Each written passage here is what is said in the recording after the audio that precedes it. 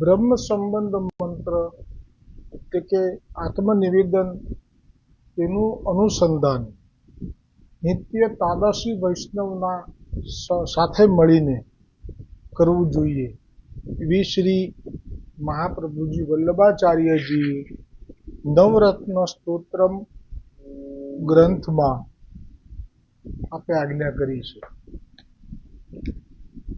આ બ્રહ્મ સંબંધનો ભાવાર્થ અનુવાદ ગુજરાતીમાં ભગવાન શ્રી કૃષ્ણથી વિખૂટા પડે હજારો વર્ષોનો સમય વ્યતીત થવાથી ભગવાનની પ્રાપ્તિને માટે હૃદયમાં જે તાપ ક્લેશનો આનંદ થવો જોઈએ તે જેને તિરોધાન થયો છે તેવો હું જીવ ભગવાન શ્રી કૃષ્ણને દેહ, ઇન્દ્રિય, પ્રાણ, અંતઃકરણ, તેના ધર્મો, સ્ત્રી, ઘર, પુત્ર, કુટુંબ, ધન, આલોક અને પરલોક આત્મા સહિત સમર્પણ કરું છું. હું દાસ છું. હે કૃષ્ણ, હું તમારો છું. આ બ્રહ્મ સંબંધ મંત્રનો અનુવાદ જે આપણે અત્યારે વાંચ્યો, આ સમર્પણ જે લીલામાં પૂર્વે શ્રી ઠાકોરજીની ગોલોકની લીલા ભૂમિ પર હતા, પણ કઈ પણ કારણથી ભૂતલ ઉપર પડ્યા, પછી પ્રભુએ સ્વયં પોતાના જીવોને પોતાના લીલા વિહારને ભૂલી ગયેલા અને અન્ય જે આચાર્યો છે, ચાર સંપ્રદાય, એમના જે મર્યાદા માર્ગીય શિષ્યો, જે મર્યાદા માર્ગીય અંશ અવતારની કથા કરે ત્યાં જઈને એમના જીવો બેસતા, અને જો જે જીવ ના ગામની બહાર કોઈ સંત સાધુ પધારે ત્યાં જઈ અને તેમની સેવા કરતા. તનુજા વિતજા, એમાં એમને સીધું જલ જે કંઈ પણ સ્વીકારે એ બધું એ વ્યવસ્થા વૈષ્ણવો એટલે કે દૈવી જીવો કરતા, અને તેમની ચરણ સેવા પણ કરતા. તો દરેકે દરેક ભક્તોને પોતાના પ્રભુ મળશે જ એક વિશ્વાસ સાથે જ્યારે એ આવી રીતે આચાર્યોના જે શિષ્યો આવે અને એમને ભજે, એમને પૂજે. પણ આ માર્ગ એટલો વિશિષ્ટ છે. આ માર્ગના મુખ્ય સ્વામિનીજી છે. આ માર્ગના કોઈ આચાર્ય પણ નથી ભૂતલ ઉપર. એક જ આચાર્ય છે, એ સ્વયં સ્વામિનીજી, એ જ મહાપ્રભુજી વલ્લભાચાર્ય છે. આ માર્ગમાં પુષ્ટિ માર્ગીય છે કે નહીં તેનું પ્રમાણ એ પણ હમણાં જ સ્મૃતિ માત્રાર્થી નાશનાય એ નામ સર્વોત્તમ સ્તોત્રમાં આવ્યું, એમાં ગોકુલનાથજીએ કહ્યું કે આ પુષ્ટિ માર્ગીય છે કે નહીં તેનું પ્રમાણ પણ એ જ છે કે જે મહાપ્રભુજી વલ્લભાચાર્યજીનું ગુણ સ્વરૂપ સ્વામિનીજી છે એવું જેને જ્ઞાન થઈ ગયું છે, એ પુષ્ટિ માર્ગીય જીવનું પ્રમાણ છે. તો જે આચાર્ય નીચે ચાર સંપ્રદાય એમના શિષ્યો જે કથાઓ કરે છે અને ગોલોકના ઠાકોરજી જુએ છે કે અમારા જીવો તો ત્યાં સાંભળવા જાય છે, અને અમારા જીવો તો એ સંત સાધુઓની ચરણ સેવામાં લાગ્યા છે, એમને બધું સમર્પણ કરે છે પોતાનું દ્રવ્યથી. એટલે કે એમને અંદરથી તાપ છે કે એમને જે પહેલા અમારું જે સ્થાન હતું યાદ નથી રહ્યું. તાપ ક્લેશનો આનંદ ભૂલાઈ ગયેલો જાણીને, લીલા વિહારને ભૂલી ગયેલા જાણીને, આવો શબ્દ છે સર્વોત્તમ સ્તોત્રમાં. ને એટલે જ આ સર્વોત્તમ સ્તોત્રના દેવતા શ્રી મહાપ્રભુજી છે, ઋષિ સાક્ષાત અગ્નિકુમાર ગુસાઈજી છે, અને બીજ એ દયા છે. આપના જીવો છે, આપની લીલામાં હતા, આપની સેવા પણ કરેલી છે, તો પ્રભુ કેવી રીતે ભૂલી શકે? એટલે આપે જોયું ભૂતલ ઉપર અને પછી આપે આ પુષ્ટિ માર્ગ માટે જે અનોખો માર્ગ છે, જે માર્ગનો ક્યાંય ભૂતકાળમાં કોઈ પુરાણમાં એનો ઉલ્લેખ નથી ને ભવિષ્યમાં અંતર ધ્યાન થઈ જશે આ માર્ગ જ્યારે વૈષ્ણવ ભૂતલ પર નહીં રહે, સંપૂર્ણ સૃષ્ટિ અલૌકિક દૈવી એમનો અંગીકાર છેલ્લા વૈષ્ણવ સુધી નહીં થઈ જાય ત્યાં સુધી આ માર્ગ વિશે સાંભળવા મળશે, પછી આ માર્ગ વિશે કંઈ સાંભળવા નહીં મળે. એટલે કે જાણી જોઈને આ માર્ગને છુપાવી દેવામાં આવશે, પડદો પાડી દેવામાં આવશે, અથવા તો બીજા લોકો માટે એને વિસ્મૃત કરી દેવામાં આવશે. કેમ કે આ માર્ગ જ અનોખો માર્ગ છે, આ પ્રેમનો માર્ગ છે અને પ્રેમને કોઈ વાસના સમજી લે છે. એટલે આ માર્ગ વિશે જેનો પણ જે અભિપ્રાય છે તે આ માર્ગના લોકો માટે એ દુસહ્ય બની જાય છે. પ્રસંગ 252 જ પેલો આવેલો કે કન્યા સ્ત્રી હતી જે લગ્ન કરીને આવેલી, એ ગુસાઈજીની સેવિકા હતી અને જે એનો પતિ હતો જે મર્યાદા માર્ગીય રામાનંદાચાર્યના સંપ્રદાયમાં દીક્ષા લઈને આવેલો હતો.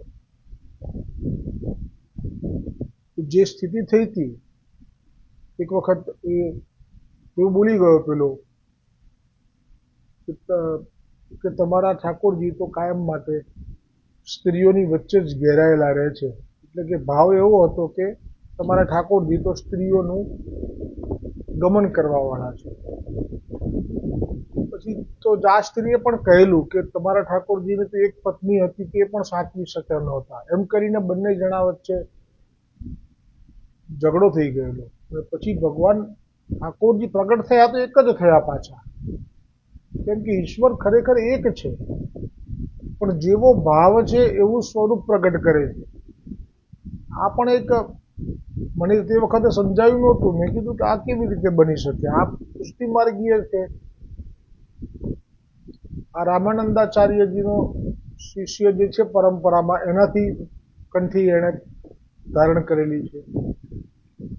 અને બે વચ્ચે પ્રભુ જ્યારે ઝઘડ્યા ત્યારે એક જ પ્રગટ થયા અને એક જ પ્રભુએ પાછું એમ કહી દીધું કે તમારા બેના આ ઝઘડાથી મને આનંદ થયો કે તમે અલૌકિક બાબત માટે આવી રીતે ઝઘડ્યા, તો હું પ્રસન્ન પણ થઈ ગયો. જો તમારે જો જોઈતું એ માગી લો. તો પછી આ બધું જે ભાવ હતો કે અમે તો બસ નિત્ય આવી રીતે સત્સંગમાં જીવન પૂરું કરીએ અને નિત્ય તમે દર્શન આપો. એ વખતે ખરેખર તો બે જણાને વચ્ચે લૌકિક સંબંધ છેક સુધી ન હતો. એ રાત્રિએ સત્સંગમાં જ ડૂબતા, પણ આ ક્લેશ થયો એમાં જે પ્રસન્ન થયા પ્રભુ, એટલે કે ભાવથી કે અભાવથી પણ જો સત્સંગ થાય છે તો પણ એનું ફળ તો ઉત્તમ જ મળે છે. પણ એ ફળમાં જે સમજ ના પડી મને શરૂઆતમાં, એક પ્રભુ કેમ પ્રગટ થયા? બે થવા જોઈએ, બે ના. તો પ્રભુ ખરેખર એક જ છે, પણ જેવો ભાવ છે એવું સ્વરૂપ પ્રગટ કરે છે. એટલે આ દોડ પણ છે કે ભાવનામાં વસી રહ્યો ભગવાન, ભારે છતાં એ હળવો થાય, જેવા ભાવે ભજો ભગવાનને એવા સ્વરૂપથી દેખાય. એટલે જે દ્વારિકાધીશજીને વિનંતી કરી રૂકમણીજીએ કે તમે રાસ માટે અહીંયા દ્વારિકામાં જ વેણુનાદ કરો, તો એ પછી પ્રમાણ મળે છે એમાં કે કેવી રીતે કરી શકે. તો થયું છે પ્રમાણ કે ત્યાં ચંદન તલાવડી જે અત્યારે સ્થળ છે તીર્થભૂમિ, એ પહેલા ચંદન તલાવડી નહોતી, એ વન હતું દ્વારિકાધીશજીનું, દ્વારિકાની નગરીની પાસેમાં. અને એ વનમાં જઈને આપે પુષ્ટિ આવેશ આપનામાં આવિર્ભાવ કર્યો. એટલે હતા દ્વારિકાધીશજી, પણ પુષ્ટિ આવેશ આવિર્ભાવ કર્યો ને પછી વેણુનાથ કર્યો. ને એ વેણુનાથ થયા પછી રાસ તો થવો જ જોઈએ. આપનો સંકલ્પ મિથ્યા ના થાય ને, પ્રભુ છે. પણ રૂકમણી આદિ 16,108 સિંહ દ્વાર દરવાજા સુધી આવે છે, ગુરુજનો, સસરા અને વડીલજનોને જુએ છે, અને જે વૈદિક પરંપરાથી જે ચારિત્ર્ય વિશે પૂછશે તો અમે જવાબ શું આપીશું? અને અમારે જોઈને લોકો સમાજ શિખામણ લે છે, તો કાલ ઉઠીને સમાજ પણ જો આવી રીતે ભ્રષ્ટ થશે તો એના પાપના ભાગીદાર અમે થઈશું. આ બધી થઈ વેદની મર્યાદાઓ. પ્રભુએ તો શરૂઆતમાં જ કહ્યું હતું કે ગોપીજનોની જેમ તમે વેદ મર્યાદાનો ત્યાગ નહીં કરી શકો, તમે તો રાજકન્યાઓ છો. એટલે સમર્પણ જે છે, આ આપણે જે કર્યું, શબ્દોથી વાંચ્યું, એ બધા માટે નથી.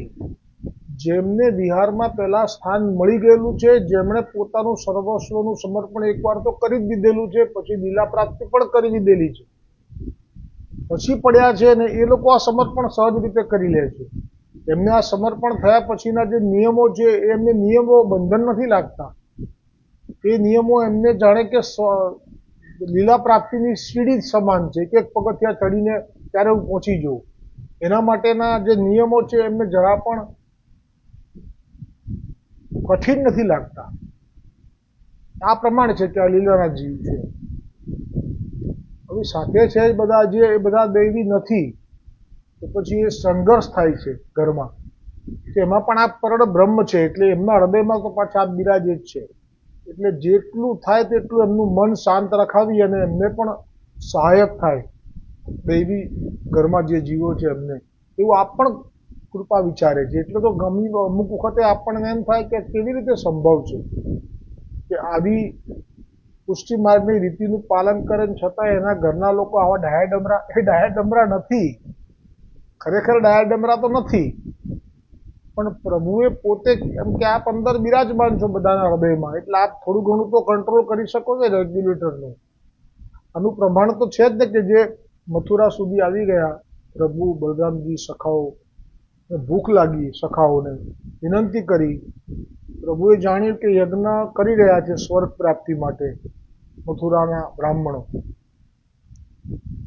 બહુ જ વિદ્વાન, વેદોને જાણનારા, અને એવો મંત્ર જાણતા હતા કે મંત્રની આહુતિ આપે અને આ યજ્ઞ પૂરો થઈ જાય એટલે બધા જ બ્રાહ્મણોને સ્વર્ગમાં, હવે પછી મૃત્યુ થાય તો સ્વર્ગમાં પ્રવેશ ખાતરી સાથે દેવતાઓ સમર્થન આપીને જાય એ યજ્ઞનો પૂર્ણાહુતિ વખતે.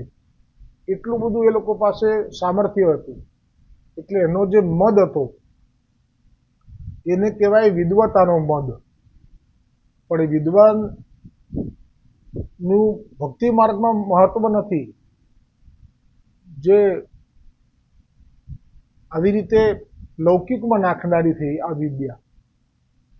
હવે એ જે બ્રાહ્મણોની પત્નીઓ ત્યાં જે રહેતી હતી મથુરામાં, એમને પણ વાત તો આવી ગઈ ને કાને કે આવી રીતે વ્રજમાં યશોદાનંદ બાવાનો જે પુત્ર છે એ તો આવા નેત્રો છે, આવો એનો વર્ણ છે, આવું એ વેણુવાદન કરે છે, આવી રીતે વસ્ત્ર પહેરે છે, આવું મોરપીંછ ખોસે છે, આવા કમલ જેવા નેત્રો સાથે એ જ્યારે ગોપીની તરફ જુએ છે તો એના હૃદયને ઘાયલ કરી દે છે અને એ અઘરામૃતનું પાન પણ કરાવે છે, રાસમાં પણ બહુ સુખ આપે છે. તો કર્ણ દ્વારા આ જે કંઈ પણ રૂપનું અને લીલાનું વર્ણન એમના હૃદય સુધી ગયેલું હતું, પણ મર્યાદા હતી. બ્રાહ્મણની પત્નીઓ હતી, એ પણ પ્રકાંડ પંડિત, તો એમને પતિ તરીકે માનવા એ એમની ફરજમાં આવતું હતું, પણ હવે હૃદયને ચિત્ત તો બધું સોંપી દીધેલું શ્રી કૃષ્ણને. માનો કે એને કારણે જ આ બધી લીલા કરવા જ આપણે આવી રીતે ભૂલા પડ્યા એમ કરીને મથુરા સુધી આવી ગયા. પછી ભૂખ લગાડવી એ પણ આપની લીલા. પછી આપે કહ્યું કે જાઓ પંડિતો પાસે માગો, આ જાહેર કરવા માટે કે જે લોકો પંડિત છે પણ જે લોકો સકામ છે એ લોકોને ઈશ્વર સ્વયં માગે તો પણ એમના હૃદય તો પથ્થર જેવા હોય છે. તો શ્રી કૃષ્ણએ કહ્યું કે મારું નામ લેજો. આ પ્રમાણ કરી દીધું કે ભક્તિ નથી એ લોકોને તો ઘરમાં ઠાકોરજી બિરાજતા હોય તો એમને નાવા નીચવવાનું નહીં, દુઃખ ના લગાડવું. વીરબાઈ મહાપ્રભુજીની સેવકીની થઈ, માર્ગમાં ધન લૂંટાઈ ગયું ને પછી આપણે બધું ચોરો દાટેલું એ બતાવી દીધું, બધું મેળવી આપ્યું. પછી કે અડધું તમે રાખો, તો તેના હું અત્યારે કશું જ નહીં લઉં. ઘેર જા. તો કે તમે અત્યારે કશું ના લો તો તમે મને કેવી રીતે મળશો ફરી? તો કે તમે દૈવી જીવો છો, તમારા માટે અમારું પ્રાગટ્ય છે, હું જરૂર આવીશ. પછી આ વીરબાઈને ત્યાં આવે છે અને પછી જે એને મનોરથ છે એ પ્રમાણે એને બ્રહ્મસંબંધ આપે છે. ઠાકોરજીની સેવાની ઈચ્છા છે તો ઠાકોરજી પધરાવે છે. તો એના ઘરમાં આવું જ થાય છે. એમના ઘરમાં એક જ દેવી હોય છે, બાકીના બધા બહિર્મુખ હોય છે. તો એમના ઘરમાં ઠાકોરજીને પધરાઈને સેવા કરતી હોય છે. હવે એમને આવે છે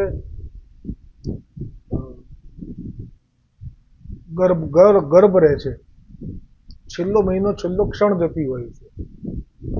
એ વખતે જન્મ થાય છે બાળકનો. તો એ જે વીરબાઈ છે એનું ચિત્ત ઠાકોરજીને હવે સેવામાં કોણ પહોંચશે, કોણ જગાડશે, કોણ ભોગ ધરશે એમાં છે. અને જે ઘરના લોકો છે એને ઠાકોરજીની આ સેવા રોજ કરે છે, રોજ જુએ છે એ લોકો.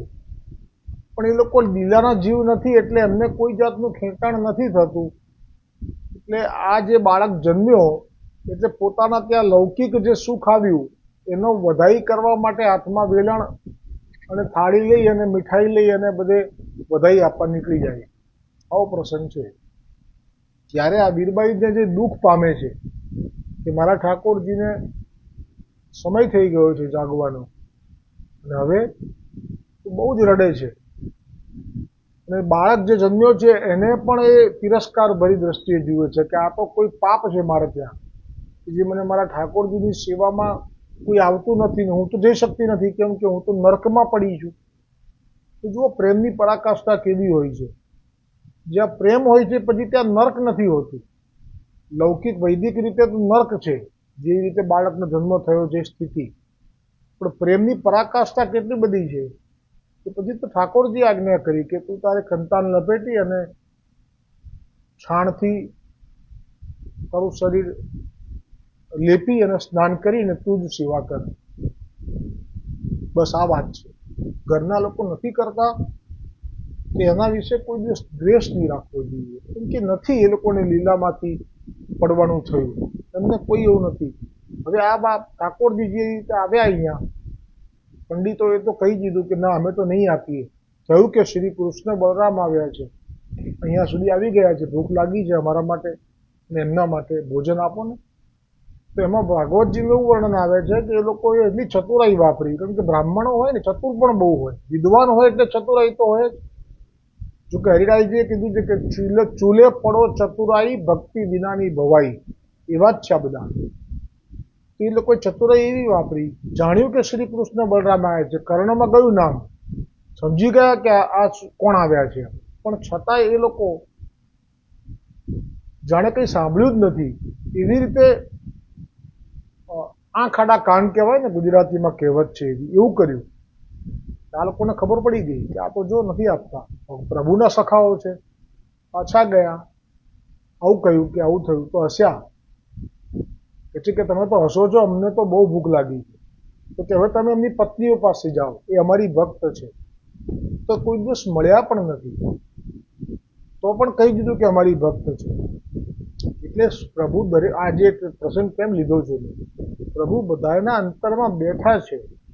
નથી મળ્યા એનું મહત્વ નથી, અંતરમાં બેઠા છે એટલે બધું જાણે છે કે આ લોકો તો મને પ્રેમ કરે છે, મારા ગુણ સાંભળીને મને એમનું ચિત્ત આપી બેઠી છે, એટલે આ દોડતી આવશે. બધું જે વ્યંજન રેડી હતા, જે હવનની સામગ્રી અને ભૂદેવો માટે, એ બધા લઈને નીકળી પડી થાળ હાથમાં લઈને. આ પતિઓ કહે છે કે આ તમે અમારી અવજ્ઞા કરી રહી છો, તમે અમારી પત્નીઓ છો, અમારી આજ્ઞા વગર તમે અમારું ભોજન તમે કેવી રીતે કોઈને આપી શકો? ધ્યાન રાખજો, પરિણામ તમે સમજાવો હવે શું આવશે. અમારી અવજ્ઞા કરીને ગયા તો પછી પાછા ના આવતા. આ વચન કઠોર. પણ તે વખતે આ જે છે એ જાણે છે કે આ કોણ છે, અને જે પ્રેમ થયો છે થયો છે. હવે પ્રેમ એવી વસ્તુ છે કે થઈ જાય છે, કરાતો નથી. એટલે સંસારમાં હવે શું દુવિધા આવશે એની પણ અવેરનેસ મળી ગઈ, આ શબ્દોથી કહી દીધી, ચાલી ગયા. પછી લેવડાવે છે અને પછી કહે છે કે અમે પાછા નહીં જઈએ. કે જવું તો પડશે. એ લોકો યજ્ઞ કરી રહ્યા છે સ્વર્ગ પ્રાપ્તિનો, એમાં સજોડે તમે એક છેલ્લે જે કર્મ આવે છે સજોડે કરવું પડશે, તો જ એમને સ્વર્ગમાં જવા મળશે. તો તમે ના પાડતા જવાની. તો એ જાણકાર હોય છે વેદ શાસ્ત્રોની, એટલે એમ પૂછે છે કે અમે તો એવું સાંભળ્યું છે કે શાસ્ત્રોમાં આજ્ઞા કરી જે આપે છે કે જે કોઈ પણ એકવાર ભગવત પ્રાપ્તિ કરી લે છે એ પછી એને સંસારમાં પડવું પડતું નથી. તો આપ આવી રીતે આપની જ આજ્ઞાને આપ કેવી રીતે અવજ્ઞા કરી રહ્યા છો? ત્યારે કહ્યું કે ના, અવજ્ઞા નથી કરી રહ્યો, તમારું ચિત્ત તો મારામાં જ રહેશે. હવે એ ચિત્ત ક્યારેય પણ સંસારમાં નહીં જાય, પણ દેહથી તમે જે ઋણાનુબંધ છે પૂરા કરો આ જન્મના, પછી દેહ છૂટશે, પછી તમારો કોઈ સ્વામી નહીં, પછી હું તમારો સ્વામી. આ વચન આપ્યું. અને પછી એમણે કહ્યું કે ના, અમારા પતિઓએ કેવું કહ્યું છે કે અમે તમને ઘરમાં નહીં બેસવા દઈએ. તો પ્રભુ હસ્યા. કેમ હસ્યા? કારણ કે આપ પણ બધાની અંદર બિરાજમાન છે. એ લોકોના મનને ફેરવવા આપના માટે કેટલી વાર. આપે તો કહ્યું કે ના, એ તમને સારી રીતે સન્માન સાથે હવે ઘરમાં બોલાવશે.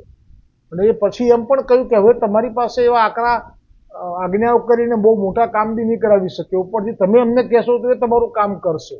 આજથી પણ એ વાત જે વચન છે ઠાકોરજીના, આજે પણ મથુરાજીના ચોબાઓ કહે છે કે હા, સાચી વાત છે. અમારી ઘરવાળી પાસે અમારું નથી ચાલતું, એ કે અમારે કરવું પડે છે.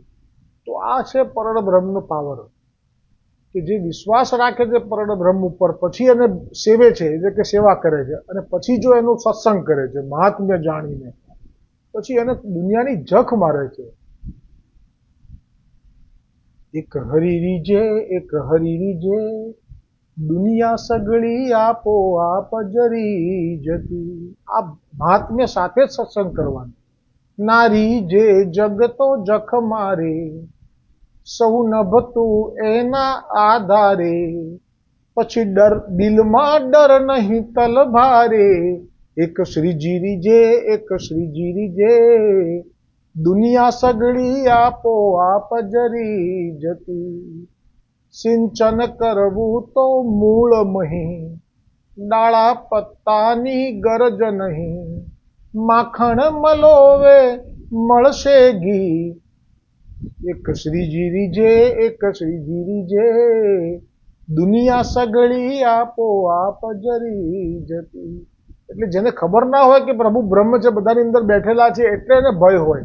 પણ જો મહાત્મ્ય જાણી જાય પછી નિર્ભય થઈ જાય, પછી એને કોઈની ચિંતા નથી હવે. કેમ કે જાણી ગયા કે આ તો બધાની અંદર બિરાજમાન છે, એ ધારે એનું મન ફેરવી શકે છે, ધારે એને ક્ષણવારમાં પલટો લાવી શકે છે. કેટલા પ્રસંગો છે 252-84.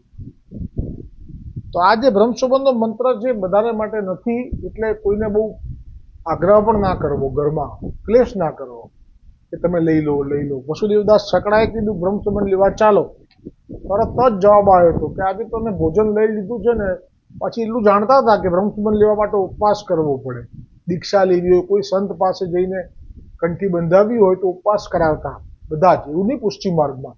એવી બુદ્ધિ હતી વસુદેવદાસજીના માતા પિતામાં. એટલે કે આજે તો ભોજન લઈ લીધું છે ને, આજે નહીં, હવે કાલે, ટાળવાની ઈચ્છા. કેમ કે એ લોકોને માયામાં ખેલવાનું હૃદયમાં મનોરથો ભરીને બેઠા છે. એમને ભવ પાર થવું કે 84 લાખ શરીરમાં ગયા પછી પાર નહીં આવે. એકવાર શ્વાન યોનિમાં ગયો છે તો પાર લાવવા માટે કોઈ પ્રયત્ન કરી જુઓ. કોઈ પણ પ્રયત્ન કરો તમે, મોટા મોટા સંતને મહાત્માને બોલાવીને કહો કે આ શ્વાન યોનિમાં છે, એને મનુષ્ય યોનિ અપાવીને કૃપા કરો, તો કરી શકશે? તો આ જે ભય જ નથી જે લોકોને, ભલે અમે ભોગ ભોગવી લઈએ, વિષયમાં ડૂબી જઈએ, પર સ્ત્રી ગમન કરી લઈએ, પર ધન હરી લઈએ, મદિરાપાન કરી લઈએ, આપ મુઆ ફિર ડૂબ ગઈ દુનિયા. અરે દુનિયા ડૂબવાની નથી, દુનિયા તો આમ નામ ચાલવાની છે, પણ તું ભવસાગરમાં ડૂબી જઈશ. અને ભવસાગરના જળ છે ઊંડા, ભવસાગરના જળ છે ઊંડા. અરે જે જે તણાયા જડે નહીં શોધિયા, કે જે તણાયા જડે નહીં શોધિયા. ગયા એટલે ગયા, પછી ક્યારે પાર આવશે? ઓહો, શું હિસાબ લગાવી શકીએ આપણે? તો આ સત્સંગ આજે વિરામ થાય છે. ગોવિંદ ઘાટ કી જય, ગોવર્ધન નાથ કી જય, બ્રહ્મ સંબંધ મંત્ર કી જય.